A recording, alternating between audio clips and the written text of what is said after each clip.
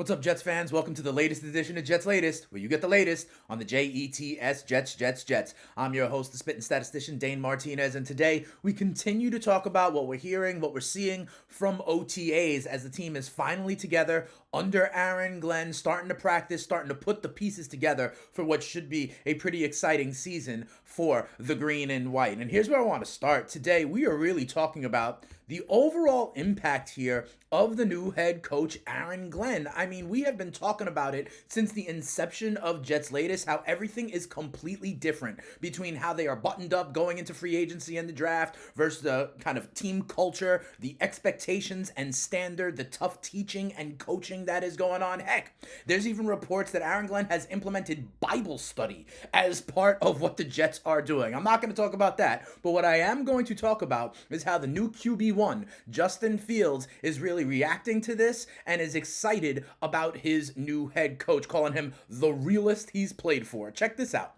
This is what Justin Fields has to say. He's one of the realest coaches I've ever played for. He's not going to beat around the bush. He's going to tell you what it is. He didn't like the energy of practice the other day, and he told us straight up that clear communication is what we need. And his passion for the game and energy, I think the whole team feeds off that. He's a great leader, and he pushes us every day. So, we've heard people that wanted to come here to play for Aaron Glenn, the new rookies who are excited to learn under Aaron Glenn, and even the idea of maybe he's a player's coach, but that standard is still there. And quite frankly, Justin Fields, I believe, is going to be unlocked. We have been talking about this and the explosive dual threat nature of Justin Fields. And again, Justin Fields has run for over 100 yards in a game 5 times, including an NFL record 178 yards rushing as a quarterback against Miami in 2022. Only Michael Vick and Lamar Jackson, for goodness sakes, have been more prolific in that way as a dual threat quarterback. And the other part that I remind you is Aaron Glenn saw what Justin Fields can do running the football when he was at Detroit and Fields was at Chicago. 3 of those games were against Aaron Glenn and the Detroit Lions. So the idea that he kind of understands the stress you can put on a defense, I think is really important, and he's going to be able to leverage that with Justin Fields. However, another part of this that is very important in terms of the culture and in terms of the run game, whether it's going to be Justin Fields as a dual threat, whether it's going to be Breece Hall kind of having another 1,000-yard season like he did in his rookie year, whether it'll be kind of the ascension of a guy like Braylon Allen, who I believe is possible, is we are going to need to run the ball better and have more explosive runs. And there is a new slogan at OTAs for the Jets that comes to this, and it is called no block, no rock. That means the wide receivers have to get involved as well. It is a team effort in terms of blocking for the run game, not only this new, young, improved offensive line that I'm talking about. And guess who is kind of accepting the role, accepting the challenge, accepting the responsibilities there, and once again, good for a leader of the team to do so. Wide receiver Garrett Wilson. Look at what he had to say about the quote-unquote no block, no rock. He goes, the responsibilities here now are a little different than in the past. For example, there might be a play where I need to seek out and block a safety.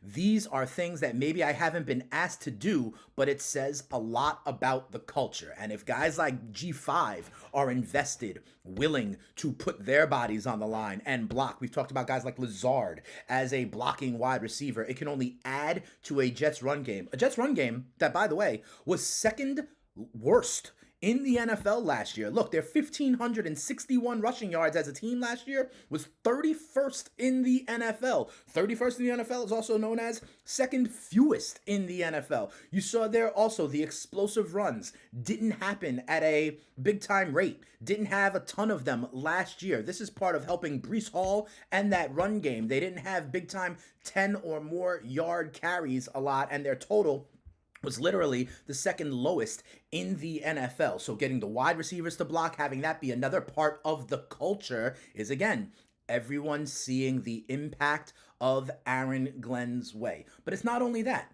okay? We talked about Steve Wilkes in the defense in yesterday's episode of Jets Latest. We're talking about key guys on the offense right now. We're talking about global culture shifts. And on Jets Latest, remember, We know that there are three phases to the game: offense, defense, and special teams. We've talked about this when they created the youth and the competition by cutting guys like Morstead and Zerline earlier in the season. Well, what we haven't heard from is special teams coordinator Chris Banjo. But check this out. Banjo says the same thing. Listen to what he had to say. He goes, I think it's going extremely well.